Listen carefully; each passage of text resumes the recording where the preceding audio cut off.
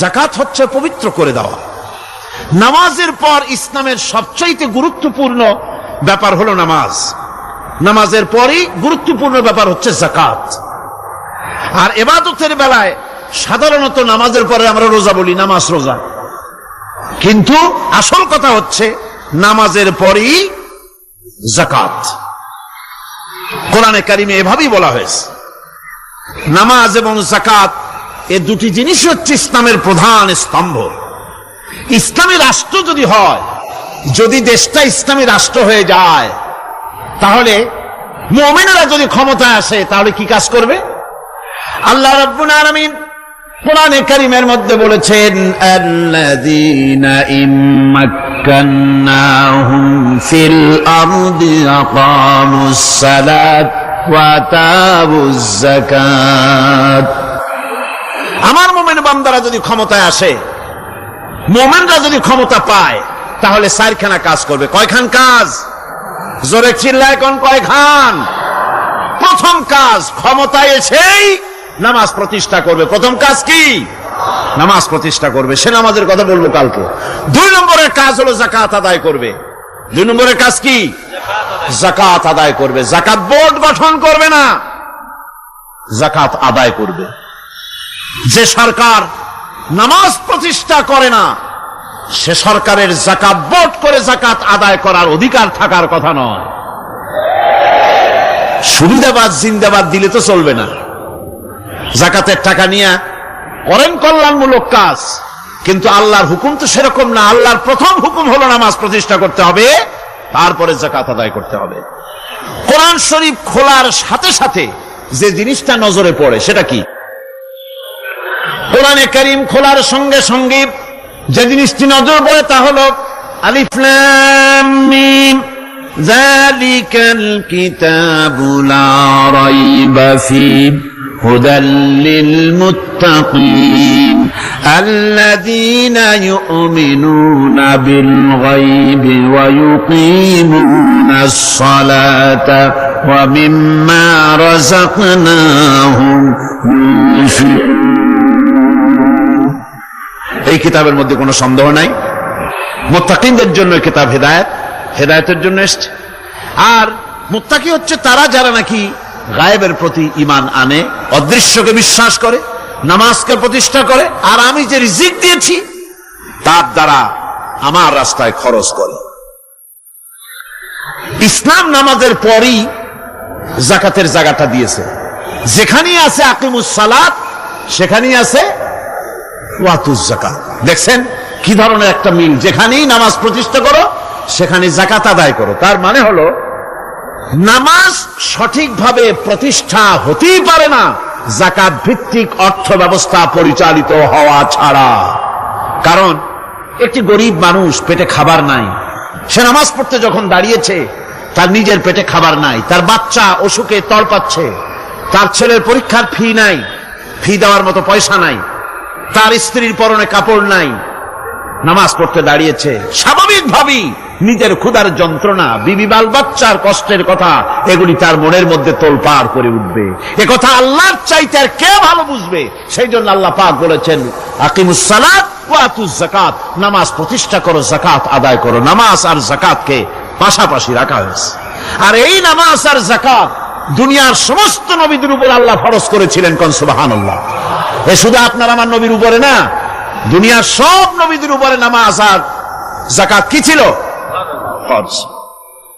হযরত ইব্রাহিম আলাইহিস সালাম এবং তার বংশের নবীদের কথা উল্লেখ করার পর আল্লাহ রাব্বুল আলামিন বলছেন, ওয়াজআলনাহুম আইম্মাতান ইয়াহদুনা বিআমরিনা وأوحينا إليهم فعل الخيرات وإقام الصلاة وإيتاء الزكاة وكانوا لنا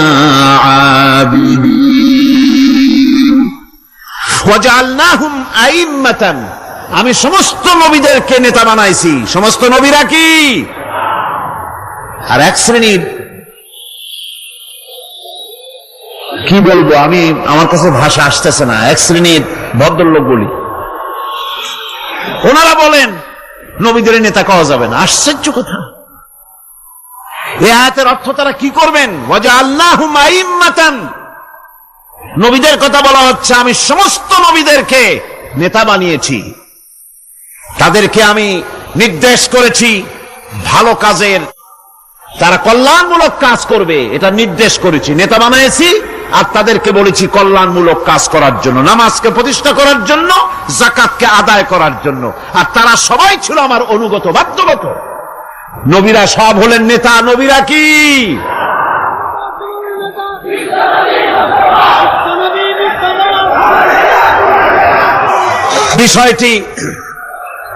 বিষয়টি ওনারা বুঝতে চান না, বিষয়টি ওনারা বুঝতে চান না, তাই নবীকে ওনারা নেতা বলতে চান না। বাংলায় আপত্তি করেন, সাইয়েদেনা বলতে আপত্তি করেন না। সাইয়েদেনা মানেই তো আমাদের নেতা। দরুদ শরীফ পড়লেই তো আল্লাহুম্মা সাল্লি আলা সাইয়েদেনা বলি, মানেই হলো আমাদের নেতা।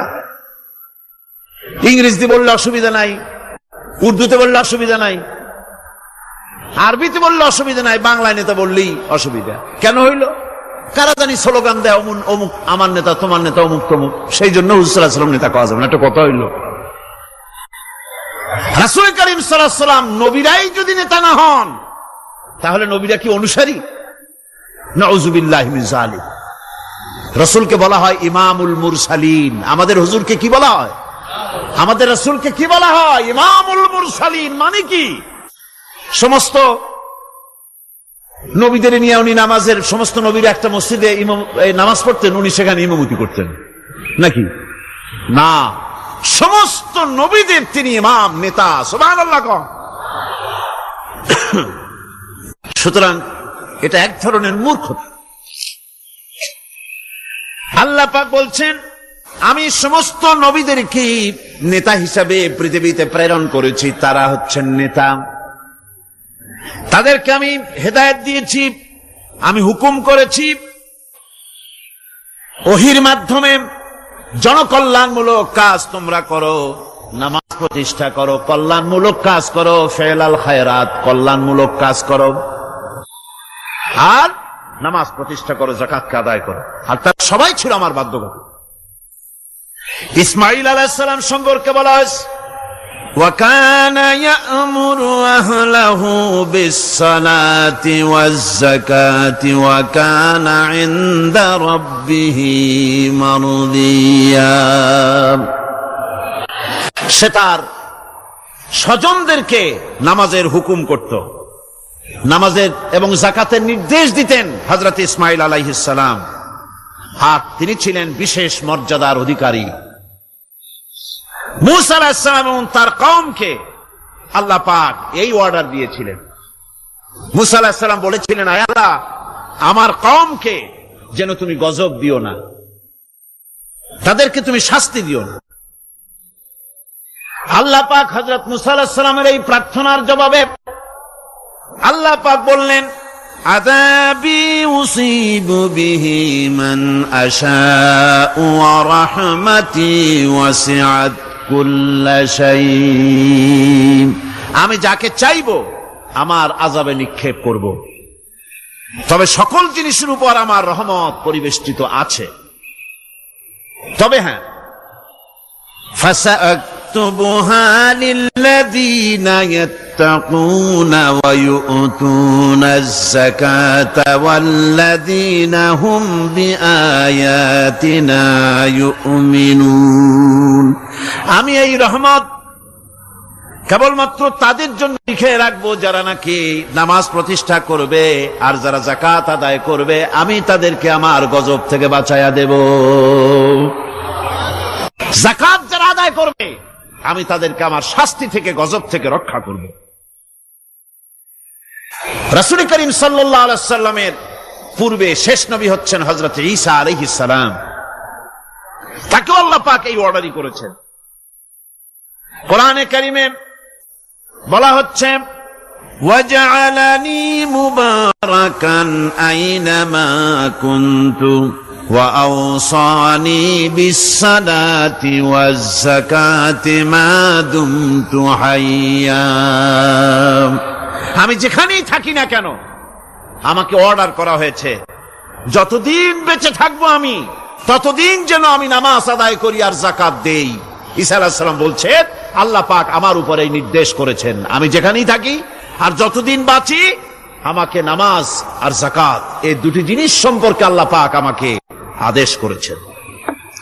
এখন যাকাত দিতে হবে, গুরুত্বপূর্ণ ব্যাপার।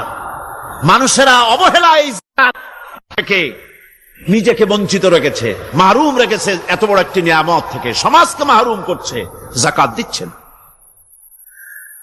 কোরআনে কারীমের 3টি আয়াতে যাকাতের কথা এভাবে বলা হয়েছে, ইয়া আইয়ুহাল্লাযীনা আমানু আনফিকু মিন তাইয়্যিবাতি মা কাসাবতুম ওয়া মিম্মা আখরাজনা লাকুম মিনাল আরদ।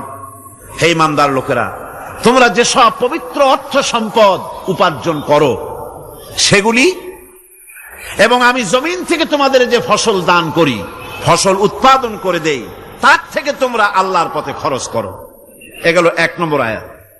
2 নম্বর, প্রথম আয়াত বলা হয়েছে সূরা বাকারায়, আর সূরা আনআমে বলা হচ্ছে কুলু মিন সামারিহি ইযা আসমারা ওয়া আতু হাক্কাহু ইয়াওমা হাসাদিহি। তার উৎপাদিত ফল ফসল তোমরা খাও, আর ফসলের একটি অংশ ফসল কাটার দিনেই আল্লাহর হকটা, আল্লাহর অধিকারটা আদায় করে দাও। যেদিন তোমরা ফসল কাটবে সেদিনই এই অধিকারটা আদায় করে দাও। এই যে একটা ফরজ, এই ফরজটা মুসলমানেরা বেমালুম ভুলে গিয়েছে। ফসলের যাকাত তারা দেয় না। ফসলের যাকাতকে বলা হয় ওশর। কি বলা হয়? ওশর। এই ওশর এখন যদি আপনি গ্রামে গিয়া কোন শিক্ষিত লোককেও যদি জিজ্ঞেস করেন, ভাই ওশর কি চেনো? সে বলবে, ভাই ওশর এটা কি জাতীয় প্রাণী, সারপোকা না তেলাপোকা না আরশোলা, আমি তো এই নামটাম তেমন শুনি টুনি নাই, বুঝবি না ওশরটা কি জিনিস। অথচ নামাজ রোজার মতোই ফরজ ওশর আদায় করা। কবে আদায় করবেন? যেদিন আপনি ফসল কাটবেন সেই দিনই ওশর আদায় করে দিবেন। পরিমাণটা কি হবে? পরিমাণ হবে আকাশের বৃষ্টির পানি দিয়ে, আকাশের বৃষ্টির পানি দিয়া যদি ফসল হয় তাহলে দিবেন 10 ভাগের 1 ভাগ। 10 মণ যদি ধান হয়, গম হয়, ডাল হয়, 1 মণ আল্লাহর অধিকার আদায় করে দিবেন। অধিকারটা কার?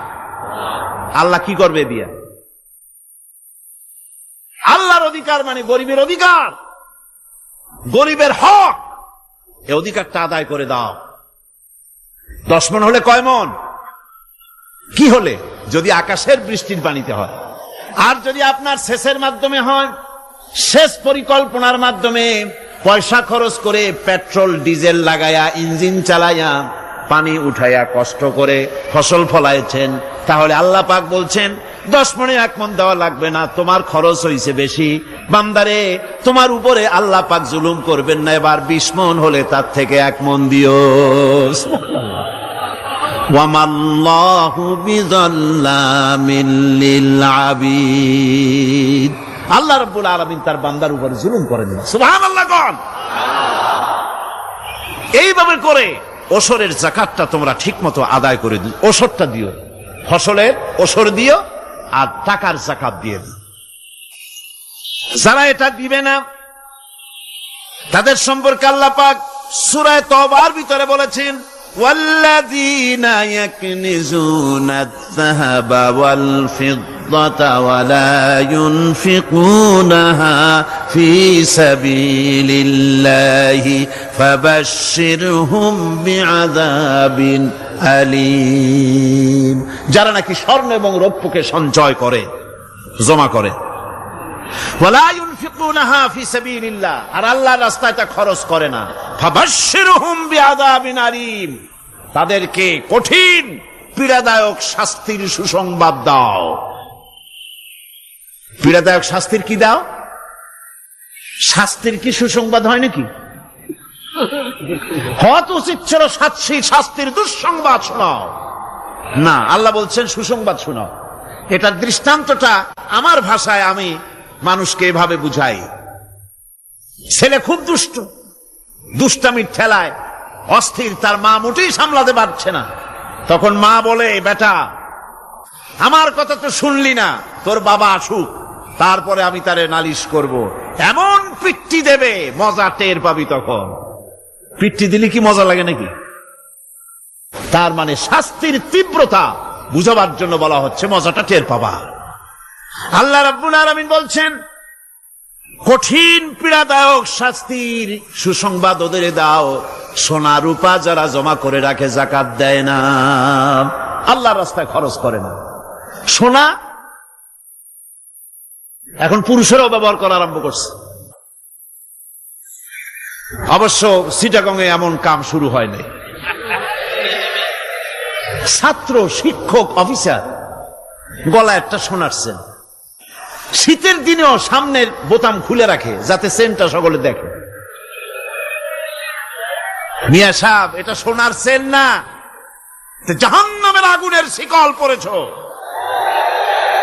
পুরুষের জন্য এক রত্তি সোনাও হারাম। তোমার শরীরের সৌন্দর্য বাড়াবার জন্য স্বর্ণ ব্যবহার করতে পারবে না। স্বর্ণরৌপ্য জমা করল আর আল্লাহর রাস্তায় খরচ করল না। রব্বুল আলামিন বলেন, ইয়াউমা ইউহমা আলাইহা ফি নারি জাহান্নামা ফাতুকওয়া বিহা জিবাহুহুম ওয়া জুনুবুহুম ওয়া যুহুরুহুম। একদিন আসবে এমন, যেদিন এই সঞ্চিত ধনরাশি, সোনা দানাগুলি জাহান্নামের আগুন দিয়ে জ্বালানো হবে। আর জাহান্নামের আগুন দিয়ে জ্বালায়া এইগুলি দিয়ে তার পিঠের উপরে আর পাঁজরে সিল মারা হবে জাহান্নামের আগুন দিয়া। বলা হবে, হাদা মা কানাজতুম লিআনফুসিকুম ফাযুকু মা কুনতুম তাকনিজুন। মজা চাখো, স্বাদ গ্রহণ করো। এ হলো তোমার সেই সঞ্চিত সম্পদ, সঞ্চিত ধনরাশি যা তুমি জমা করেছো আর আল্লাহর রাস্তায় খরচ করনি। এখন এর শাস্তি গ্রহণ করো। সুতরাং সঞ্চয় করা, মাল জমা করা এক শ্রেণীর লোক আছে। আল্লাহ পাক বলছেন, আল্লাযী জামা মালান ওয়া আদ্দাদা। মাল জমা করে আর মোছে তেল মাখে। টেলিফোন করে, হ্যালো, সোনালী ব্যাংকের ম্যানেজার সাহেব নাকি? বলে, হ্যাঁ, দেখুন তো আমার ব্যালেন্সটা কত। উনি বললেন, বল্টু সাহেব, আপনার ব্যালেন্স হচ্ছে 50,77,372 টাকা 79 পয়সা। তখন মোজ ঘষে, আতর লাগায়, তেল মাখে আর মনে মনে আনন্দ হয়, আরো কিছু জমা করতে পারলেই তো কোটির কোটায় পৌঁছে যাব। আল্লাযী জামা মালান ওয়া আদ্দাদা। মাল জমা করে আর গুনতে থাকে, আল্লাহর রাস্তায় খরচ করে না। আল্লাহ রাব্বুল আলামিন বলছেন, খুয মিন আমওয়ালিহিম সাদাকাতান তুতাহহিরুহুম ওয়া তুযাক্কিহিম বিহা। তাদের অর্থ সম্পদ থেকে যাকাত উসুল করে তাদেরকে পবিত্র করে দাও। যাকাত আদায় করার মানেই হলো তার সম্পদগুলি পাক হয়ে গেল। কোন আলহামদুলিল্লাহ, সম্পদ পাক হয়ে গেল, পবিত্র হয়ে গেল। আর যেই সম্পদের যাকাত দেওয়া হয় না, আল্লাহর রাস্তায় খরচ করা হয় না, তা সম্পূর্ণরূপে অপবিত্র, নাপাক। কি পরিমাণ সম্পদের নিসাবটা কেমন হবে? নিসাব হবে 52.5 তোলা রৌপ্য যদি আপনার কাছে থাকে, আপনি বাজার দর হিসাবে যাকাত দিবেন। স্বর্ণ 7.5 তোলা পর্যন্ত যদি হয়ে যায়, তাহলে অবশ্যই বাজার দর হিসাবে প্রতি বছর তার যাকাত দিবেন। ছাগল যদি 40টা থাকে, যাকাত দিবেন। গরু যদি 30টা থাকে, তাহলে যাকাত দিবেন। যাকাতের মাসলাটা খুবই কঠিন।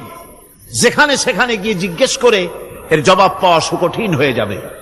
এই জন্য মাল পবিত্র করার জন্য, জাহান্নামের কঠিন শাস্তি থেকে বাঁচার জন্য আমি আপনাদেরকে উপদেশ দেব, সাজেশন করব, পরামর্শ দেব একটা বই পড়ার জন্য।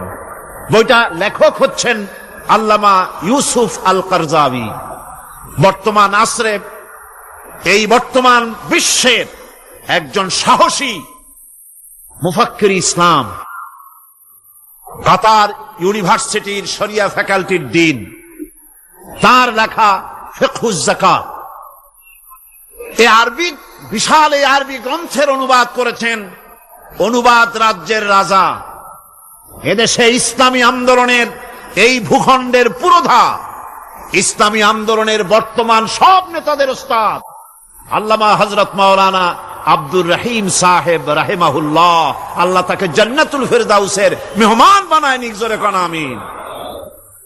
তিনি এটার অনুবাদ করেছেন ইসলামে যাকাতের বিধান। ইসলামে, নামটা মনে রাখেন, ইসলামে যাকাতের বিধান। ইসলামী ফাউন্ডেশন বইটা বের করেছে, এত বড় 2টি খণ্ড। এই বইটি আপনারা সংগ্রহ করবেন, ইসলামের যাকাত বিধান, বইটি আপনারা সংগ্রহ করবেন মনে করে। এখন যাকাতের নিসাব আমি বললাম, এবার বলবো যাকাতের খাত। আমি যা বলতেছি এগুলি আমার বানানো নাকি? আল্লাহর কথা বলছি। কার কথা? আল্লাহর। যাকাত কোথায় কোথায় ব্যয় করবেন, কারে কারে দিবেন?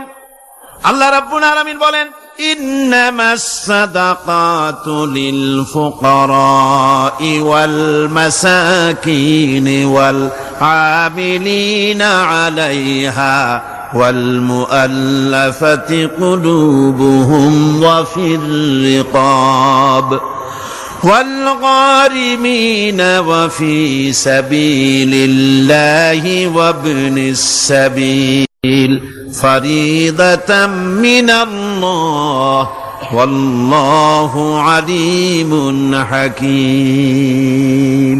সূরা তাওবার মধ্যে আল্লাহ পাক যাকাত কোথায় কোথায় দিবেন খাতগুলি আল্লাহ বলে দিচ্ছেন। কোন আলহামদুলিল্লাহ। যেখানে সেখানে যাকাত দেওয়া যাবে না। যাকাতের জন্য খাত হচ্ছে 8টা। যাকাতের জন্য খাত কয়টা? 8টা। 8টি খাতে আপনার যাকাতের টাকা আপনি ব্যবহার করবেন, ব্যয় করবেন। প্রথম দিবেন ফকিরদেরকে। প্রথম দিবেন কাদেরকে? ফকির। ফকির কারা? ফকির হচ্ছে নিজের জীবন জীবিকায় অন্যের মুখাভিক্ষি, তারপরে শিশু, এতিম, বিধবা, জীবন চালানো খুবই কষ্টকর, অভাবগ্রস্ত লোক, এরা হচ্ছে ফকির। আর মিসকিন হচ্ছে যারা নিজেদের প্রয়োজন উপযোগী অর্থ উপার্জন করার সামর্থ্য নাই, আর মানুষের কাছে আত্মমর্যাদার কারণে হাত পাততেও পারে না। এক কথায় এক গরিব ভদ্রলোক। আল্লাহ কোরআন শরীফে বলেছেন যে এদের চেহারা দেখে বুঝো জ্বর পেটে খাবার নাই, অথবা সে অসুবিধায় আছে, চেহারা দেখে বুঝে তাকে সাহায্য করো। সে এমন শরীফ মানুষ আছে না আমাদের সমাজে? লোক এরকম আছে না? আছে কিনা? ঘরের মধ্যে 3 দিনও রান্না হয় নাই, কিন্তু দাড়ি টাড়ি সুন্দর করে আশ্রয়া, জামাটা পরিপাটি করে গায়ে দিয়ে বেরোচ্ছে, কারোর কাছে হাত পাতে না, তার সরাপাতে তার ভদ্রতায় বাঁধে। ওনার সরাপতে বেঁধেছে, উনি চাবেন না কারো কাছে, কিন্তু উনাকে যিনি সৃষ্টি করেছেন সে আল্লাহ রাব্বুল আলামিন শোনায় দিচ্ছেন, বান্দারা আমার ওই গরিব ভদ্রলোককে খাবার দাও। ওরা হচ্ছে মিসকিন। এরপরে আমিলিন, 3 নম্বরে আমিলিন, অর্থাৎ যারা যাকাত সরকারিভাবে যাকাত যারা আদায় করে, সেই আদায়কারীদেরকে এই যাকাতের টাকা দিয়ে তাদের সম্মানী দিতে বলা হয়েছে। ইসলামী গভর্নমেন্ট আসলে যাকাত তো আর আপনার খুশি মতো থাকবে না, যাকাত দিতে আপনি বাধ্য হবেন।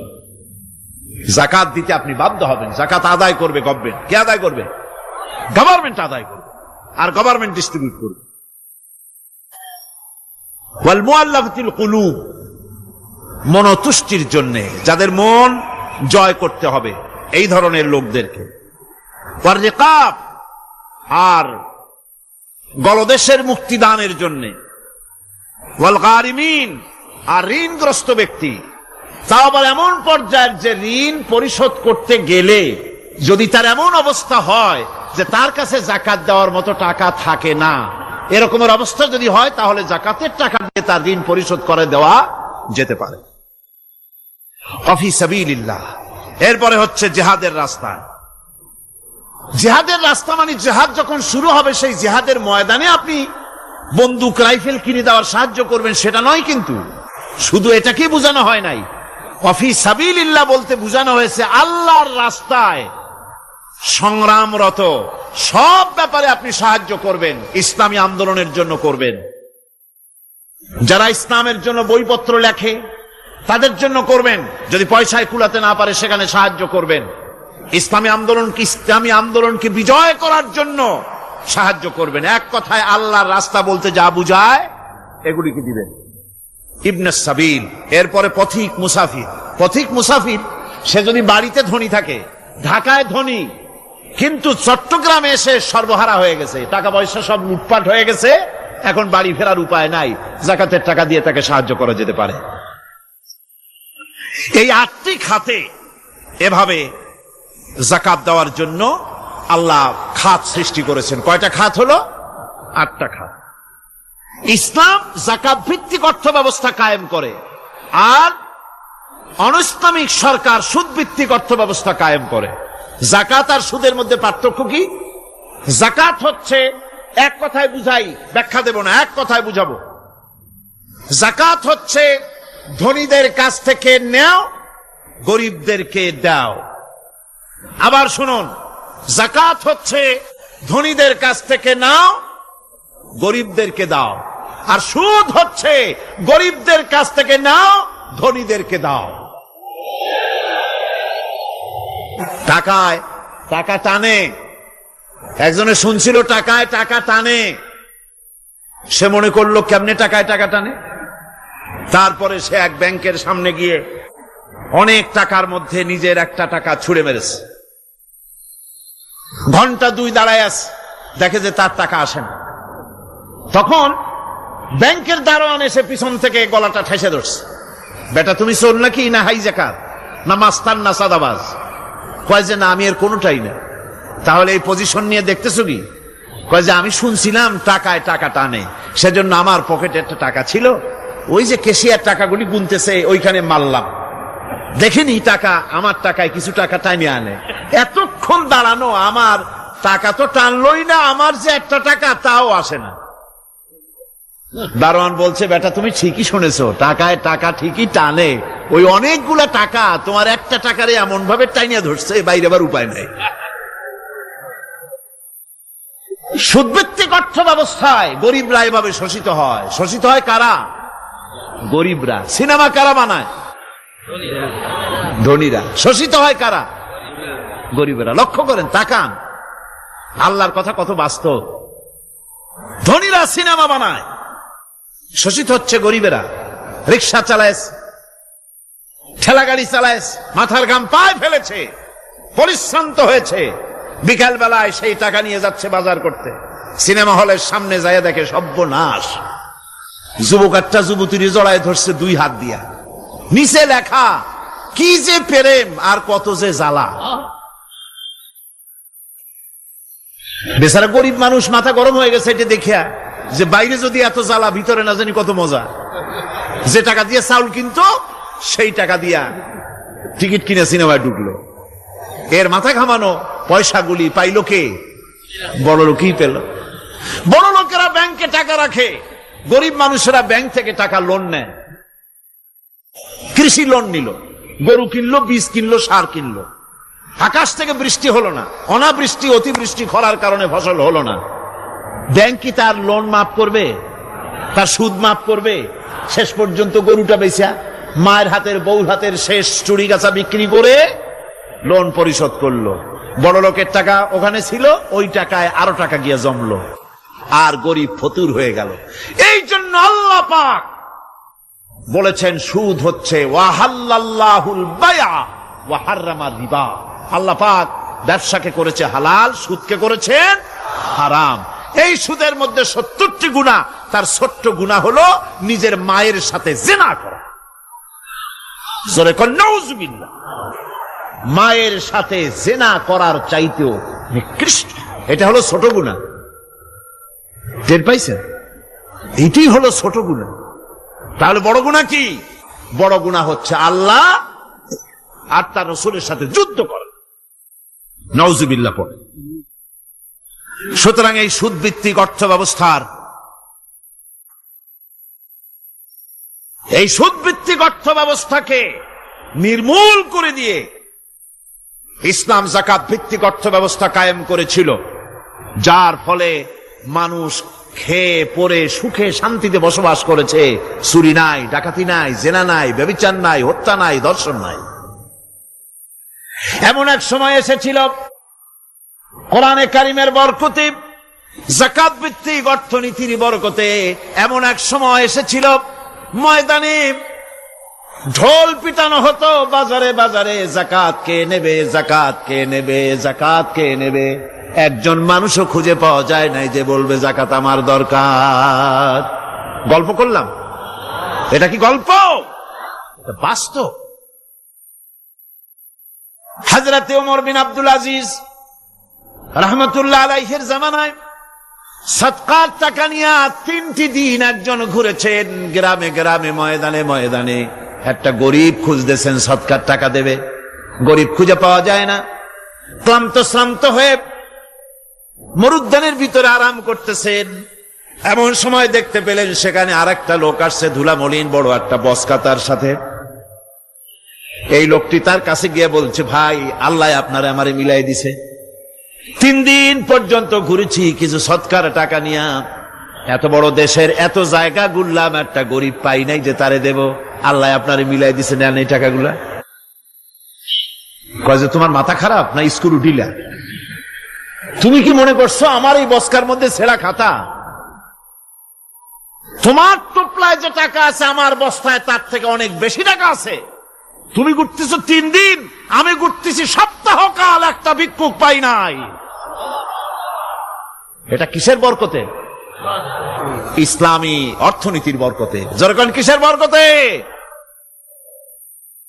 কপাল পোড়া জাতি, কপাল পোড়া জাতি সেই বরকতপূর্ণ সমাজ ব্যবস্থার দিকে না গিয়ে কোন নেতা কোন নেত্রী কি কইল সেদিকে দৌড়ায়, সেদিকেই দৌড়ায় পাগলের মতো। হেমিলেনের বংশীবাদক বাঁশি বাজায় চলল, আর ইঁদুর বাঁদর সব পিছনে ছুটল। এর কোনো মানে হয় না। বন্ধুগণ, আল্লাহ রাব্বুল আলামিন এই যাকাত ব্যবস্থার মাধ্যমে বিরাট পরিবর্তন এনে দিয়েছিলেন। এটি আল্লাহ পাকের একটি বিশাল নিয়ামত। এই নিয়ামত আল্লাহ পাক ইসলামী রাষ্ট্রকে দান করেছেন। আর যাকাতই বরকত। হালালে বরকত হয়, হারামে তো আর বরকত হয় না। কথা ঠিক কিনা কন? এখন আল্লাহর রাহে যে আপনি খরচ করবেন, সেই খরচ করার জন্য আল্লাহ রাব্বুল আলামিন কয়েকটা মূলনীতি দিয়েছেন। কিভাবে কি মন মানসিকতা নিয়ে খরচ করবেন। খরচ করলেই কিন্তু সওয়াব হবে না। আতর মাখবেন, যদি চিন্তা করেন যে আতর মাখলাম, মাহফিলে যাব, মসজিদে যাব, লোকেরা টের পাবে যে বেটা আতর একখান মাখছে, খামো খাই আপনার আমও গেল সালাও গেল, কোনো সওয়াব হইল না। আর যদি আতর মাখেন এই নিয়ত করে আতর মেখেছি, রাসূল পাক সাল্লাল্লাহু আলাইহি ওয়াসাল্লামের একটা সুন্নাত আমল করলাম, আল্লাহ রাব্বুল আলামিন অসংখ্য নেকি আমল নামায় লিখে দিবেন। নিয়তের উপরে দারমাদার করছে সবকিছু। এখন আপনি যে খরচ করবেন, সেই খরচটা কিভাবে করবেন, কি মন মানসিকতায় করলে পরে আল্লাহ খুশি হবেন, সেই কথাটি আল্লাহ পাক কোরআনে কারিমের মধ্যে বলছেন। আমি আপনাদের সামনে সেগুলি বলছি।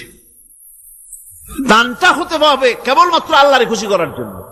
মনে রাখেন, এটা হলো এক নম্বর। কি দানটা হতে হবে কারে খুশি? জোরে কর। আল্লাহ পাক বলছেন, ওয়ামা তুনফিকুনা ইল্লা ইবতিগা ওয়াজহিল্লাহ, তোমরা যা কিছু খরচ করো তাতে আল্লাহর সন্তুষ্টি লাভ করা ছাড়া মনের মধ্যে অন্য কিছু যেন লক্ষ্য না থাকে। শুধুমাত্র আল্লাহর সন্তুষ্টি মনের মধ্যে তোমরা রাখবে। আর কাউকে কোন জিনিস দিয়ে তার কাছে অনুগ্রহ প্রকাশ করতে পারবে না। আমি তোমার এই উপকার করছিলাম, তুমি নেমক হারামের মতো আজ কথা বলো, এরকম বলে না। কাউকে কিছু দিয়ে অনুগ্রহ প্রকাশ করবা না, তার মনে ব্যথা দিবা না। الذين ينفقون أموالهم في سبيل الله ثم لا يتبعون ما أنفقوا منا ولا أذى যারা আল্লাহর পথে খরচ করে এবং খরচ করার পর নিজের অনুগ্রহ প্রকাশ করে না এবং কাউকেও মনোকষ্ট দেয় না, টাকা দিয়া খোটা দিল না, মনেও কষ্ট দিল না, তাদের জন্য পুরস্কারটা কি শুনুন। আল্লাহ পাক বলেন পুরস্কার হচ্ছে লাহুম আজরুহুম ইনদা রাব্বিহিম ওয়ালা খাউফুন আলাইহিম ওয়ালা হুম ইয়াহজানুন। ওদের জন্য তার পরওয়ারদিগারের কাছে রয়েছে বিরাট পুরস্কার, আজরে আজিম। এদের জন্য কোনো ভয় নাই, কোনো চিন্তাও নাই, কিয়ামতে ডাইরেক্ট জান্নাতে চলে যাবে। সুবহানাল্লাহ। দানের এত ফজিলত যা ভাই আমি বলে শেষ করতে পারবো না, এত ফজিলত আল্লাহ দানের মধ্যে রেখেছেন। ত্যাগেই তো শান্তি, ভোগে শান্তি নাই, মজা কিসে? জোরে কন্যা মজা কিসে? ত্যাগের ভিতরেই মজা। এরপরে আল্লাহ পাক বলছেন আল্লাহর পথে 3 নম্বরে হতেছে আল্লাহর পথে যা খরচ করবা বেছে বেছে ভালো জিনিসটা দিও, বাইসা বাইসা ছেঁড়া জামাটা দিও না। পকেটে হাত দিয়া দান করবে, পকেটে হাত দিয়া হাত আর বাইর করে না। কারণ কি? খুঁজে দেখে যে 10 পাই না, 4 না, কম পয়সাটা দেবে, 12টা দেবেন। টাকা বের করে ওর মধ্যে ময়লা পচা গন্ধ লাগে, ওইটা দান করবে, আর টাটকা টাকাটা পকেটে রেখে দেবে। এই স্বভাব আমাদের আছে কিনা? আছে কিনা? আরে বাবা, টাকা কি আপনি পকেটে রাখতে পারবেন? ওটা দেওয়া লাগবে না, এরে দেন তারে দেন, কাউকে কিন্তু দেবেনি। আমাদের এই বদভ্যাস আল্লাহ আমাদেরকে মাফ করুন। কোন আমিন বলেন। আমিন। দান করার সময় বেছে বেছে খারাপটা দিও না, ছেঁড়া কাপড়টা দিও না, অখাদ্য কুখাদ্য দান করো না। বিয়ার মজলিস, বিবাহে অনেক লোক দাওয়াত দিয়েছে, বেশি করে রান্না করছে, কম যদি হয়ে যায় বড় মিয়ার ইজ্জত নষ্ট হয়ে যাবে। মেহমান কম আসলো, এখন এই খাবারগুলি না পারিয়া তারপরে গরিবদের দেয়, না পেরে যখন খাবার কেউ নাই তখন গরিবদের দেয়। গরিবদের উদ্দেশ্য করে কিন্তু বানানো হয় নাই। এটা হলো একজনের রুটি খাচ্ছিল, এক কৃপণ বখিল রুটি খেতে বসেছে, সিল একটা আসে আর রুটিতে সু মারলো, সু মেরে রুটিটা নিয়ে গেছে। বেচারা পিছনে পিছনে দৌড় আরম্ভ করছে, গালি দিতে দিতে। মরার সিল, আর তুই জায়গা পাইলি না। সিলের পিছনে দৌড়াতে দৌড়াতে নদীর পারে চলে আসছে। সিলও দেখে যে আল্লাহ, এমন এক বেকায়দার লোকের রুটি নিলাম, কোন গাছেও বসতে পারি না তার ঢিলার জ্বালায়। শেষ পর্যন্ত পাশে ছিল নদী, নদীর উপর দিয়া চিল উড়ে ওপার যাওয়া আরম্ভ করছে। বকিল বেচারা দাঁড়াই থাকে, কয় দিলাম ফি সাবিলিল্লাহ, আল্লাহর রাস্তায় দিলাম। এর তো কোনো মানে নাই। নিজে খেতে না পারে বাসি অখাদ্য কুখাদ্য এগুলি দিতে আল্লাহ পাক নিষেধ করেছেন। দিবা বাইসে বাইসে ভালো জিনিসটা, যেটা তোমার কাছে প্রিয় ওইটা দিও। তুমি যদি খারাপটা দাও তাহলে আল্লাহ তোমার দেবেন ওই মানের। কিয়ামত আছে না, কিয়ামত ওই মানের পাবা। আল্লাহ পাক বলছেন ইয়া আইয়ুহাল্লাযীনা আমানু আনফিকু মিন তাইয়্যিবাতি মা কাসাবতুম ওয়া মিম্মা আখরাজনা লাকুম মিনাল আরদ। তোমরা যে উপার্জন করেছো সেই উপার্জনে তোমাদের জন্য যা উপার্জন করেছো তাই, আর মাটির ভিতর থেকে আমি যা তোমাদের জন্য দিয়েছি তার থেকে ভালো জিনিস, ভালো ভালো জিনিস আমার রাস্তায় খরচ করো। এটা কার অর্ডার? আল্লাহর অর্ডার। আর খরচ করার জন্য ওয়ালা তায়াম্মামুল খাবিসা মিনহু তুনফিকুন, খরচ করার জন্য বাইসা বাইসা খারাপ জিনিসগুলি খুঁজে বেড়াইও না, ভালো জিনিসগুলি আমার রাস্তায় খরচ করো।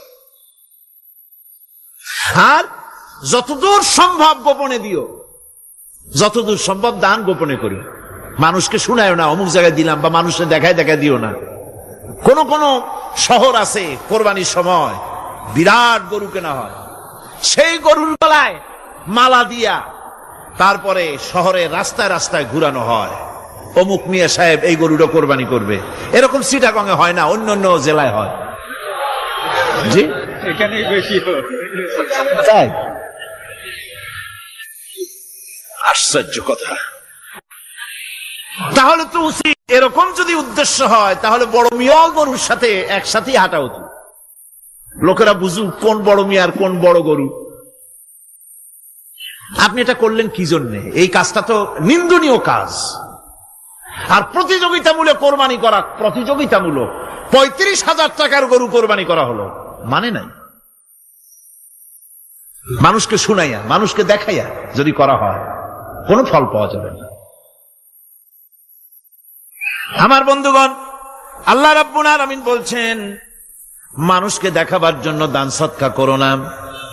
ইন তুবদুস সাদাকাতি ফানি'ম্মা হিয়া ওয়া ইন তুখফুহা ওয়া তু'তুহাল ফুকারা ফাহুয়া খায়রুল লাকুম ওয়া ইউকাফিরু আনকুম মিন সাইয়্যাতিকুম। প্রকাশ্যভাবে খরচ করলে তা ভালো, আল্লাহ পাক বলছেন প্রকাশ্যভাবে খরচ করলে তা ভালো, কিন্তু গোপনে দান করা সবথেকে উত্তম। তবে প্রকাশ্যে দান করতে গিয়ে যদি এটা এই জন্য হয় যে আমি দিলে পরে আরো একজন উৎসাহিত হয়ে দেবে, সমাজ কল্যাণ পরিষদের এত বড় বিশাল মাহফিল, 16 লক্ষ টাকা খরচ হবে, দিলাম আমি 1 লাখ টাকা, এটা শুনাইয়া বলার পর আমার কথা শুনিয়া আরো যাদের টাকা আছে তারা হয়তো 2 লাখ দেবে, এই চিন্তা করে যদি তারগিবের জন্য, উৎসাহ প্রদানের জন্য, ইন্সপিরেশনের জন্য যদি হয়, এই নিয়ত হলে ক্ষতি নেই। কিন্তু সর্বাবস্থায় দানটা গোপন হয় ভালো। আল্লাহ পাক বলেন গোপনে যদি তুমি দান করো তাহলে আমি রব্বুল আলামিন ওই গোপন দানের বিনিময় তোমার সমস্ত গোপনীয় গুনাহগুলি আমি রব্বুল আলামিন মাফ করে দেব, তোমার গোপন গুনাহগুলি মাফ করে দেব। 5 নম্বরে হচ্ছে নির্বোধ আর অজ্ঞ লোকদেরকে প্রয়োজনের অতিরিক্ত টাকা দিবা না। দেখেন ইসলামের কি সুন্দর বিধান। বোকা, নির্বোধ, অজ্ঞ আছে না সমাজে? তুমি মহব্বতে, আল্লাহর মহব্বতে ওর লাগে 500 টাকা দিয়ে দিলা 5,000 টাকা, এ তো সর্বনাশ করে ফেলাবে, সে তো খারাপ জায়গায় তা ব্যয় করবে। এই জন্য অজ্ঞ লোকদেরকে, নির্বোধ লোকদেরকে প্রয়োজনের অতিরিক্ত দিতে আল্লাহ নিষেধ করেছেন। তবে আল্লাহর ইচ্ছা হচ্ছে এই যে যত বড় পাপী হোক আর যত বড় খোদাদ্রোহী হোক না কেন, প্রত্যেকের খাওয়া, পড়া, শিক্ষা, চিকিৎসা গ্যারান্টি দিতে হবে। সুবহানাল্লাহ। কোন এর নাম তো আল্লাহ, এর নাম কি? আল্লাহ পাক, যার ভেতরে কোনো কার্পণ্যতা নাই। আল্লাহরে মানলেও আল্লাহ খাইতে দেন, না মানলেও দেন, সকলকেই দেন সমভাবে। 6 নম্বরে হচ্ছে কারো প্রয়োজন পূরণের জন্য যদি ধার দেওয়া হয়, যদি কাউকে ধার দেন তা আদায় করার জন্য বারবার তাকে তাগাদা দেওয়া যাবে না। একথা শুনিয়া যারা ঋণগ্রস্ত আছেন তারা আবার এই সুবিধাটা নিয়েন না। সামর্থ্য থাকতে যদি যার কাছ থেকে ধার এনেছেন তাকে যদি কষ্ট দেন, অবশ্যই আল্লাহর কাছে আসামি হতে হবে কিয়ামতের দিন, কোনো সন্দেহ নাই। আর যে ব্যক্তি ধার দিয়েছেন তিনি যদি বুঝতে পারেন যে এই লোকটি আসলেই নিয়ত ভালো কিন্তু দিতে পারতেছে না, তাহলে এমন লোককে বারবার তাগাদা দিতে আল্লাহ নিষেধ করেছেন। তাকে শরম দিও না, তাকে সময় দাও। وَإِنْ كَانَ ذُو عُسْرَةٍ فَنَذِرَةٌ إِلَى مَيْسَرَةٍ وَأَنْ تَصَدَّقُوا خَيْرٌ لَكُمْ إِنْ كُنْتُمْ تَعْلَمُونَ। ঋণগ্রস্ত ব্যক্তির আর্থিক অবস্থা খারাপ হলে সচ্ছল হওয়া পর্যন্ত তাকে সময় দাও, আর তাকে যদি ক্ষমা করে দিতে পারো সেটা তো অনেক ভালো কথা, আল্লাহ তোমার প্রতি রহম করবেন। যদি ক্ষমার তাকে যদি সে দিতেই পারবে না এমন অবস্থা যদি হয়, তাহলে তাকে তুমি ক্ষমা করে দিও। কিছু সংখ্যক লোক আছে যারা ধার নিয়ে আসলে ফাঁকি দিতে চায়, আছে না এমন সমাজে? না নাই? কিছু লোক আছে ধার নেয়, ভাই দেব 1 মাসের মধ্যে, কোনো সন্দেহ নাই। 6 মাস যায় তারপরেও দেয় না, অন্য কাজ করে মিটাই, অন্য কাজ মিটায়, কিন্তু এর টাকা পরিশোধ করে না। এরকম লোকও আছে। তারা আল্লাহর কাছে দায়ী হবে। একবার পত্রিকায় দেখেছিলাম কার বাড়িতে কার্টুন দিয়েছে, বাড়িতে বিরাট সাইনবোর্ড লাগাইছে কুকুর হইতে সাবধান। তার বন্ধু বলছে, ভাই তুমি কুকুর কিনলে কবে? কয় যে না, কুকুর কিনি নাই, সাইনবোর্ড লাগাইছি পাওনাদারদেরকে ঠেকাবার জন্য, যাতে সহজে বাড়ির মধ্যে না ঢোকে। এই চালাকিটা আর কেউ বুঝুক আর না বুঝুক, আল্লাহ পাক তো খুব ভালো করেই বোঝেন। 7 নম্বরের কথা হলো দান করার ব্যাপারে, যে আপনি দান করতে করতে যা আছে সব ফতুর করে ফেলাবেন, এটা কিন্তু ইসলাম চায় না। আপনার সন্তান সন্ততিকে বঞ্চিত করে, স্ত্রী পুত্রকে বঞ্চিত করে সমানে দান করবেন, ঘরে না খায়া থাকবেন, এই অবস্থা যেন না হয়। খরচ করবেন কি? আল্লাহ পাক বলছেন, ওয়ায়াসআলুনাকা মাযা ইউনফিকুনা কুলিল আফওয়া। নবী আপনাকে প্রশ্ন করা হয় কি খরচ করব, আপনি বলুন প্রয়োজনের অতিরিক্ত জিনিস যেটা আছে সেটাই আল্লাহর জন্য খরচ করে দাও। তোমার প্রয়োজন যখন মিটে গেছে, ব্যাংকের মধ্যে অসংখ্য টাকা জমা রাখা খালি গুনতেছে বসে বসে, তা না করে অভাবগ্রস্ত মানুষদের প্রয়োজন মিটাও। খরচ করার ভিতরে আর খরচ না করার ভিতরে ভারসাম্য রক্ষা করতে হবে।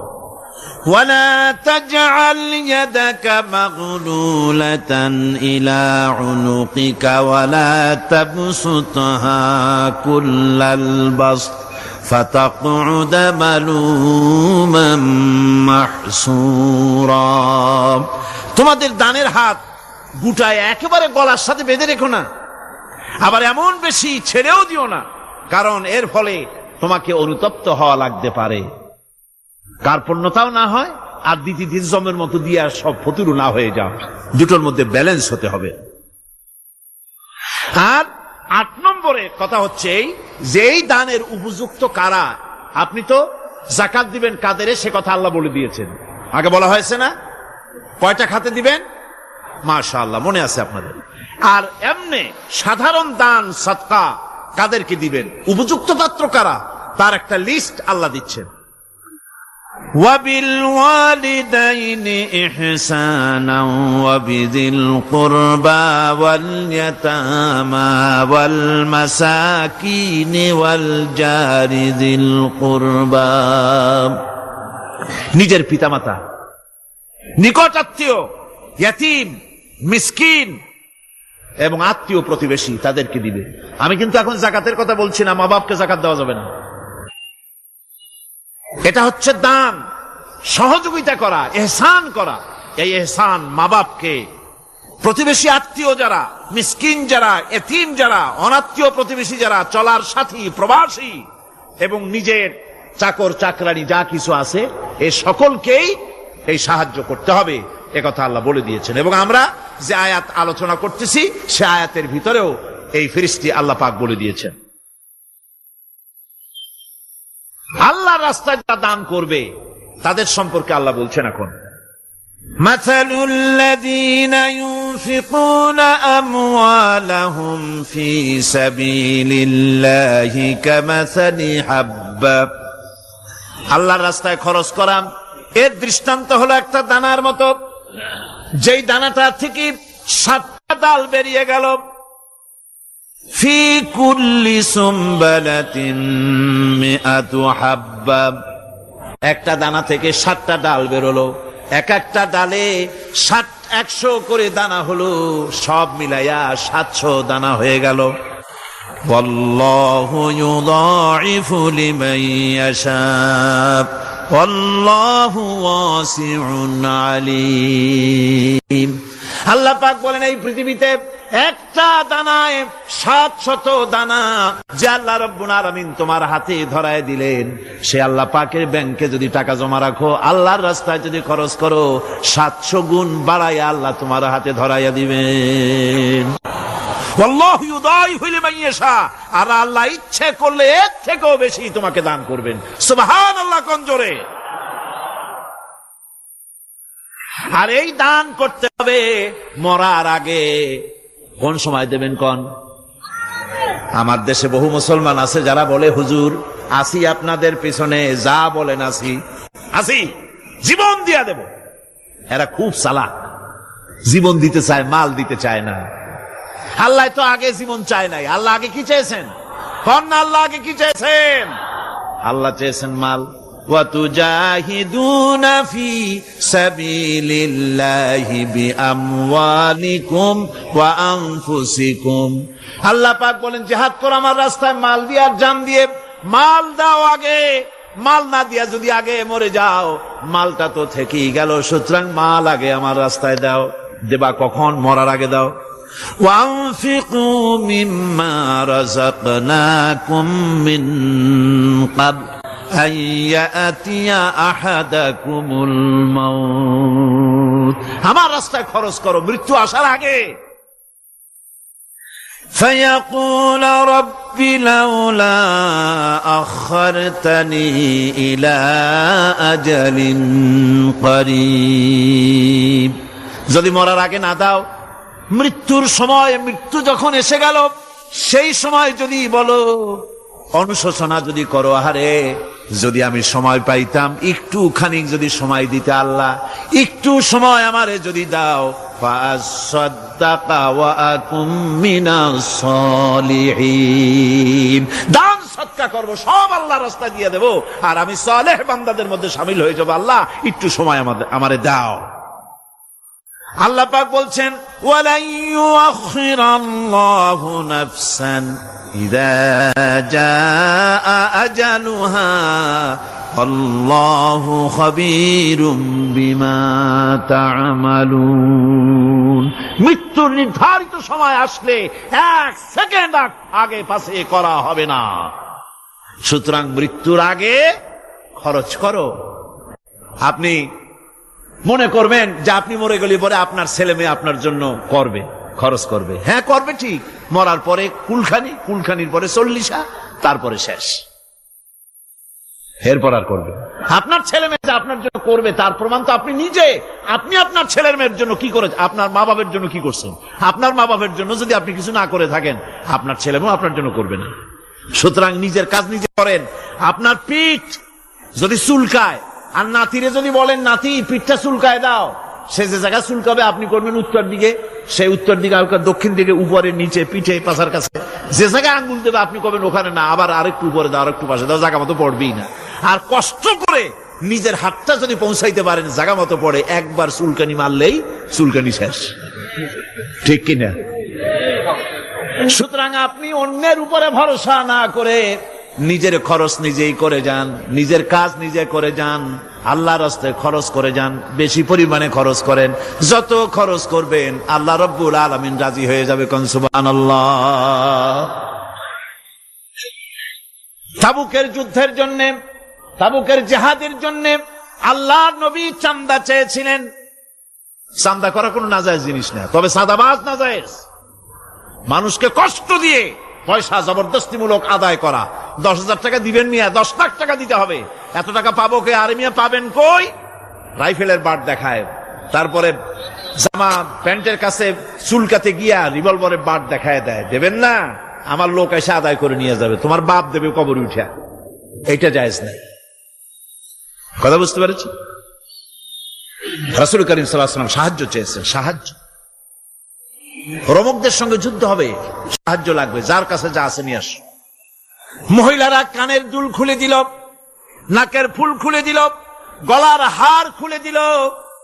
মানুষেরা সাহাবায়ে কেরাম টাকা করি উজাড় করে দিতে লাগলেন। এত হলো, হুজুরকে দেখা যায় না, স্তূপ হয়ে গেছে, সোনা দানা টাকা পয়সা অস্ত্রপাতির স্তূপ। হুজুর বলছেন তোমরা তো সবাই দিলে, আমার আবু বকর কোথায়? হযরত সিদ্দিক আকবর রাদিয়াল্লাহু তাআলা আনহু, তিনি ছিলেন এক পিলারের আড়ালে, খামের আড়ালে, সেখান থেকে বেরিয়ে এসেছেন, হাতে 70টা পোটলা। হুজুর দেখেন হযরত আবু বকরের চোখে পানি। হুজুরের হাতে পোটলাটা উঠায় দিলেন। নবীজি পোটলা খুলে ছাড়লেন। কয়েক সের, কয়েক কেজি গম পড়লো আর কয়েকটা দিরহাম পড়লো। হুজুর হযরত আবু বকরের দিকে তাকায় দেখেন সিদ্দিক আকবর রাদিয়াল্লাহু তাআলা আনহুর চোখের থেকে পানি পড়ে দাড়ি ভিজে ভিজে পড়তেছে। আল্লাহর নবী বলেন, ও সাহাবীরা, তোমরা সবাই মিলে আজকে যে দান করেছো, সব দানের যত মর্যাদা হয়েছে তার থেকে একা আবু বকরের দানের মর্যাদা আল্লাহর কাছে বেশি হয়ে গেছে।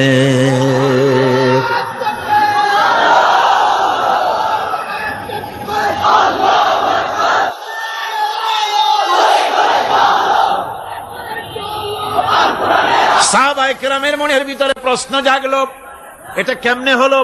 আমরা এত দিলাম।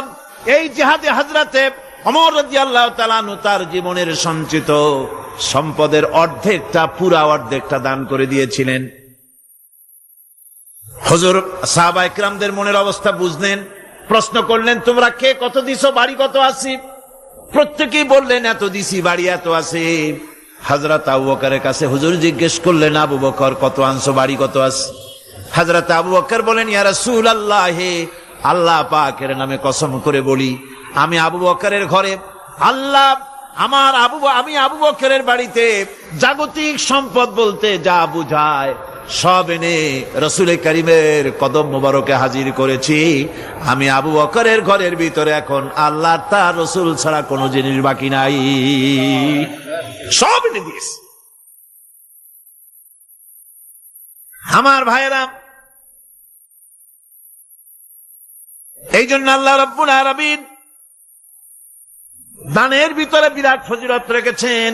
সাহাবায়ে কেরাম যদি এরকম দান না করতেন, এভাবে কোরবানি না দিতেন, ইসলাম এই পর্যন্ত আসতো না, ঠিক কিনা? ইসলামের জন্য সবচাইতে বড় অবদান নবীর পরেই সাহাবায়ে কেরাম রিদওয়ানুল্লাহি তাআলা আলাইহিম আজমাইন। এই জিহাদে হযরত আব্দুল্লাহ জুলবাজাদাইন কিচ্ছু দিতে পারেন নাই, বুখারী শরীফের হাদিস। কিছু নাই, দেবে কি? লুঙ্গিও আনতে পারেন নাই, ল্যাংটো হয়ে তাকে তাড়াই দেওয়া হয়েছিল, ল্যাংটো করে। গায়ে জামা নাই, পরনে লুঙ্গি নাই, মার কাছ থেকে একটা ছেঁড়া কম্বল নিয়ে সেই কম্বল পরে আসছিলেন মদিনা মুনাওয়ারায়। তাবুকের যুদ্ধে কোনো চাঁদা তিনি না দিতে পেরে মনটা বড়ই দুর্বল।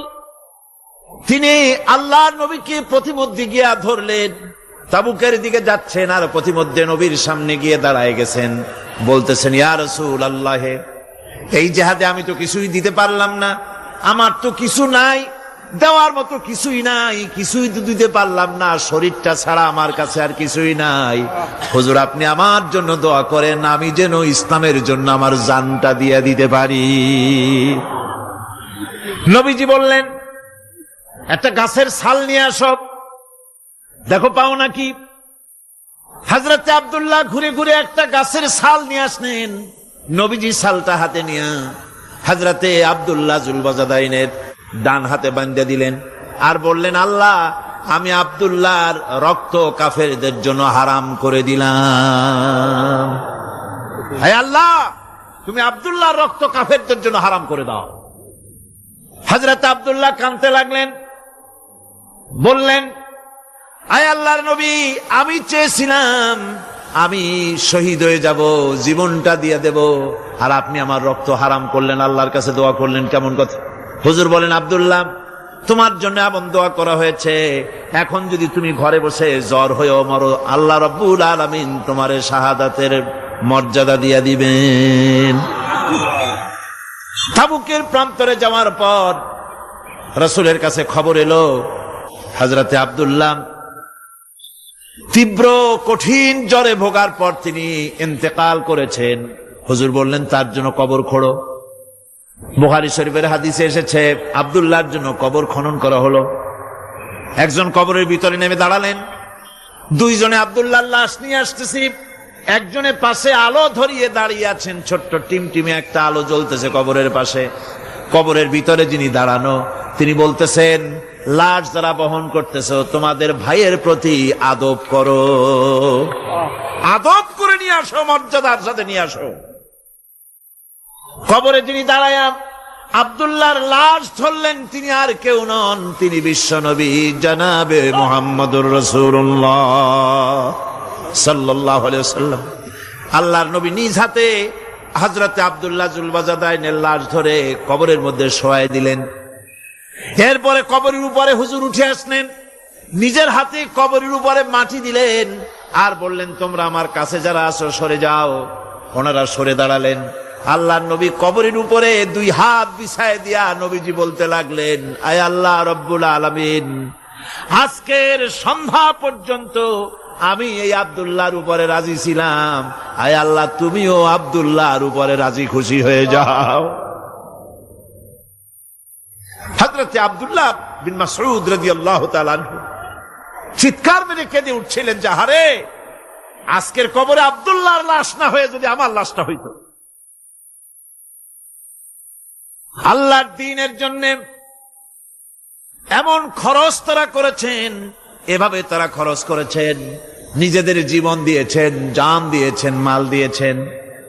অনেক মানুষ আছে, কারা জয় হবে, কারা জিতবে তাদেরকে পয়সা দাও, যারা জিততে পারবে না তাদের পয়সা দিও না। বড় বড় ধনী মানুষ আছে, দিতে পারে 5 লাখ 10 লাখ, দেয় মাত্র 500 টাকা। আবার যাদের উপরে ধারণা ওরা বুঝি জিতে যাবে, তাদের দেয় 2, 5, 10 লাখ 1 কোটি পর্যন্ত দিয়ে দেয়। আছে না? আছে। আল্লাহ পাক বলেন, ওয়ামা লাকুম আল্লা তুনফিকু ফি সাবিলিল্লাহ, আল্লাহর পথে খরচ করার ব্যাপারে তোমাদের আপত্তি কেন? কি হয়েছে তোমাদের? কেন আল্লাহর পথে খরচ করতে পারো না? ওয়ালিল্লাহি মিরাসুস সামাওয়াতি ওয়াল আরদ, অথচ আসমান এবং জমিনের সব কিছুর মালিকানা কার? আল্লাহর না। ওয়াজ তো আমি করি, গলায় অসুবিধা হলে আমার হবে, আপনাদের তো হওয়ার কথা না। শুনতে শুনতে গলা ভাঙছে। আকাশ আর জমিনে যা কিছু আছে সব তার মালিক কে? আল্লাহর নাম কি? যেমনটি জোরে নেওয়া উচিত ছিল গায়ের আওয়াজ দিয়া, গলার আওয়াজ দিয়া, তেমন আওয়াজ দিছিলেন না, দিলের থেকেও বড় আওয়াজ। গায়ের শক্তি দিয়ে আল্লাহ পাকের নাম নেন। আকাশ জমিন সবকিছুর মালিকানা কার? সে আল্লাহ রাব্বুল আলামিন বলেন, লা ইয়াস্তাবি মিনকুম মান আনফাকা মিন ক্বাবলিল ফাতহি ওয়া ক্বাতালা।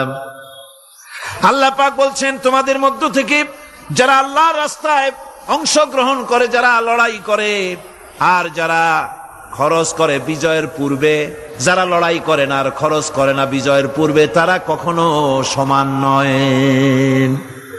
সুদিনে বসন্তের কোকিল হবা, ইন্নী মাকুম, আমরাও আপনাদের সাথে ছিলাম, এটার কোনো দাম নাই। সুতরাং ইসলামের বিজয় আসবে ইনশাআল্লাহ। বলেন ইনশাআল্লাহ।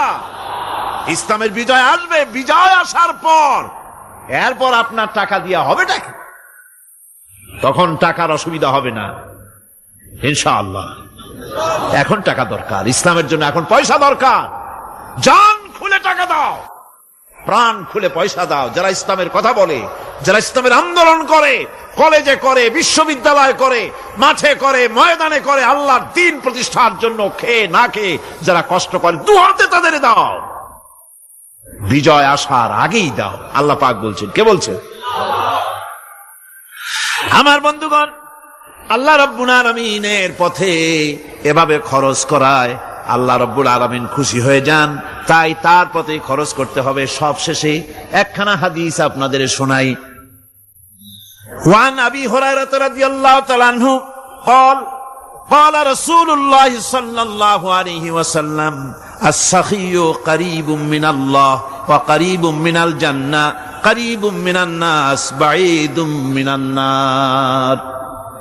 হযরত আবু হুরায়রা রাদিয়াল্লাহু তাআলা আনহু বলেন, রাসূল করিম সাল্লাল্লাহু আলাইহি ওয়াসাল্লাম বলেছেন, দানকারী আল্লাহর নিকটতম, দানকারী আল্লাহর নিকটতম, দানকারী বেহেশতের নিকটতম, দানকারী মানুষের নিকটতম, দানকারী জাহান্নাম থেকে দূরে।